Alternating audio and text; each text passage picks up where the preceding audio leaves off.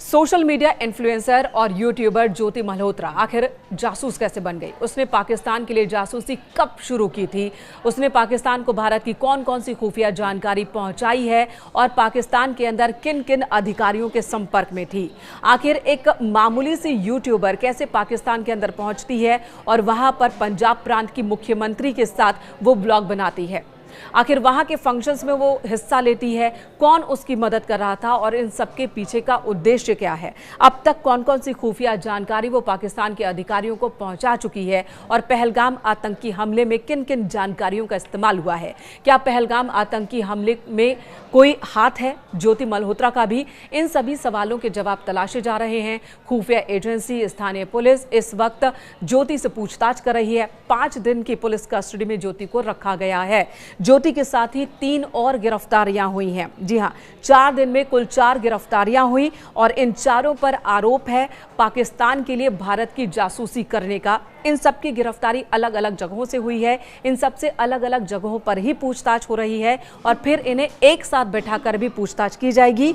ये तैयारी की गई है सुरक्षा एजेंसियों की ओर से। कौन कौन सी और गिरफ्तारियां हुई है ज्योति के अलावा, ये आपको बता देते हैं। 22 साल के अरमान नामक एक शख्स की गिरफ्तारी हुई और शुक्रवार को ही इसे गिरफ्तार किया गया।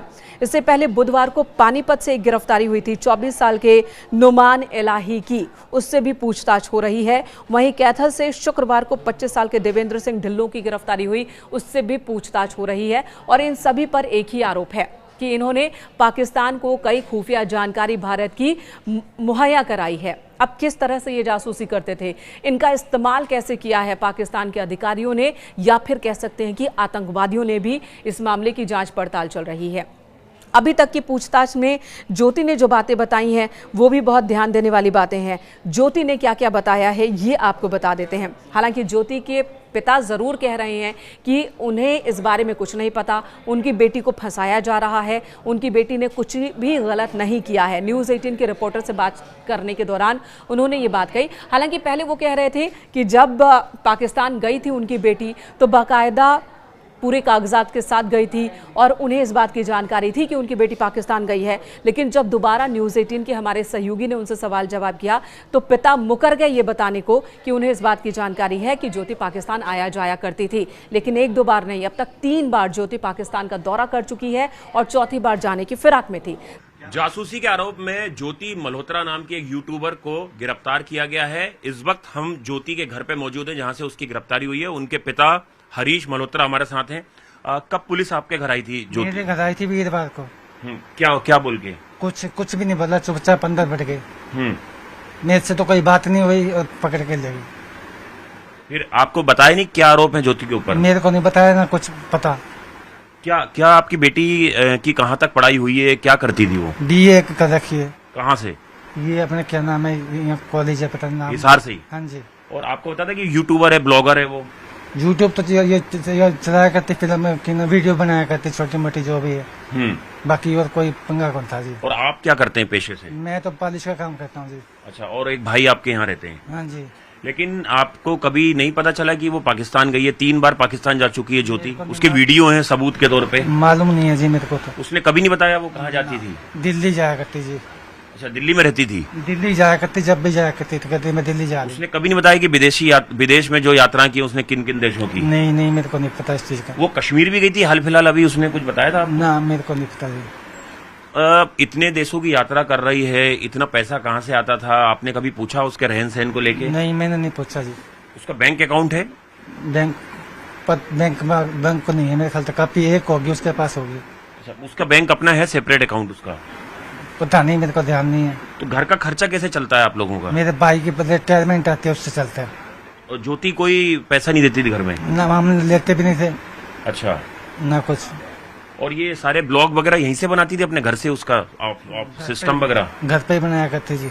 और पुलिस क्या क्या चीजें यहाँ से लेके गई जब पुलिस ने ज्योति को यहाँ से पकड़ा? तो लैपटॉप ले गई है। लैपटॉप? हाँ। और 3 मोबाइल फोन ले गई है। और अंदर पता नहीं क्या क्या सामान ले गए, पता नहीं। तो 3 मोबाइल फोन इस्तेमाल कर रही थी ज्योति? 2 हमारे भाइयों का थे, एक उसका था। अच्छा, एक उसका था। आपको कभी ये शक नहीं हुआ कि वो पाकिस्तान हाई कमीशन के साथ जुड़ गई है, या कभी उसने कोई बताया हो, कभी कोई फोन आते हो? ना किसी का फोन नहीं आया करता। कोई घर में मिलने जुलने उससे आता हो? ना कोई नहीं आया करता जी, पड़ोसी तो आ जाए, बाकी कोई नहीं आया करता। लेकिन आपको क्या लगता है, पूरे देश में उसे गद्दार कहा जा रहा है और एफआईआर में बाकायदा इस बात का जिक्र किया गया है कि वो पाकिस्तान हाई कमीशन के एक दानिश नाम के शख्स से जुड़ती है, भारत की गोपनीय जानकारी ये पाकिस्तान को लीक करती है और अपने यूट्यूब चैनल से पाकिस्तान की छवि भारत में अच्छी दिखाने की कोशिश करती है। आपको लगता नहीं ये गंभीर आरोप है आपकी बेटी के ऊपर जो लगे हैं? मेरे को नहीं मालूम जी इस चीज का। क्या आपका क्या कहना, क्या चाहते हैं आप? मेरे तो इंसाफ चाहिए। अपनी बेटी से मुलाकात हुई आपकी जब से वो कस्टडी में है? हाँ जी, कल हुई थी। क्या बोल रही है वो? कुछ भी नहीं बोली। कुछ नहीं बोल रही है ना। आपने पूछा तो होगा कि तुमने क्या किया, तुम पे जो आरोप लगे हैं? कुछ भी नहीं बोला उसने। अच्छा, कोई डिमांड आपसे की? ना, मेरे से कुछ डिमांड नहीं करी, वकील करना पड़ेगा इतना। अच्छा, और उसकी दिनचर्या क्या रहती, थोड़ा बताएंगे? कब घर से निकलती थी, कब आती थी, यहाँ कितने टाइम रहती थी आपके पास? मेरे पास तो 24 घंटे रह गए थे। दिल्ली में भी उसका घर था? ना, दिल्ली में नहीं था, केवल यहीं रहती थी आपके हाँ साथ। और गाड़ी वगैरह उसके पास? नहीं, स्कूटी है जी एक हमारी। स्कूटी है? हाँ जी। लेकिन जब कई दिनों तक वो घर नहीं आती थी तो आपने कभी पूछने की कोशिश नहीं की कि वो कहाँ पे? हमारे को तो क्या जगह थी, मैं तो दिल्ली जा रही हूँ। अच्छा, नहीं आप कभी पूछते नहीं थे कि कहाँ हो, 3-4 दिन तक अगर नहीं आ रही है, विदेश यात्राएं कर रही है 15-15 दिन 10 दिन की, अगर इस चीज की बात नहीं हुआ करती जी। कभी नहीं पूछा आपने? ना जी। और उसने भी कभी नहीं बताया? मतलब एक बात छुपाई उसने कि पाकिस्तान गई थी, आपसे कभी नहीं बताई उसने? ना, मेरे से नहीं बताई जी। दानिश के साथ उसका नाम बहुत ज़्यादा जुड़ा हुआ बताया जा रहा है। दानिश के साथ उसके इंटरनेट के जरिए, फेस चैट के जरिए बातचीत हुआ करती थी। इस बात को उसने भी कबूल कर लिया है। दानिश का नाम उसने अपने फ़ोन में अलग नाम से सेव किया था और अब जो सुरक्षा एजेंसियां हैं ज्योति के फोन पर उन सभी नाम को डिकोड करने में जुटी है, जो कि पाकिस्तान के लोगों का नंबर उसने सेव किया है अलग अलग नाम से। पुलिस पूछताछ के दौरान ज्योति ने बताया कि पाकिस्तान में शाकिर और राणा शहबाज से उसकी मुलाकात करवाई गई थी, मोबाइल नंबर का आदान प्रदान हुआ था और उसके बाद वो भारत लौट आई, फिर बातचीत होने लगी। इंटरनेट मीडिया के जरिए ही बातचीत होती थी। परिवार, दोस्तों और किसी दूसरे लोगों को शक ना हो इसलिए वो नाम बदलकर अपने फ़ोन में सेव किया करती थी। यहाँ तक कि शाकिर, जिसके साथ वो सबसे ज़्यादा कॉन्टैक्ट में थी, उसका नंबर भी उसने जट रंधावा के नाम से सेव किया था। यानी कि फैमिली को भी शायद इस बात का अंदाजा नहीं रहा होगा कि उनकी बेटी कैसे लोगों से बात कर रही है और क्या बातें कर रही है। ज्योतिष का दानिश के साथ सबसे गहरा संबंध बताया जा रहा है।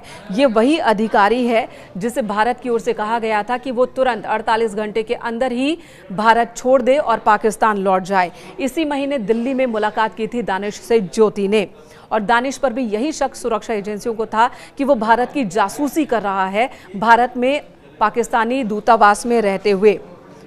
तो इस तरह से कई कड़ियां हैं वो जुड़ रही हैं। ज्योति खुद को अभी बेकसूर बता रही है, उसके परिवार वाले खुद को अनजान बता रहे हैं, लेकिन सुरक्षा एजेंसियां गंभीर आरोप लगा रही हैं और उनका ये भी दावा है कि उनके पास पुख्ता सबूत हैं जिसके बाद ही ये 4 गिरफ्तारियां की गई हैं।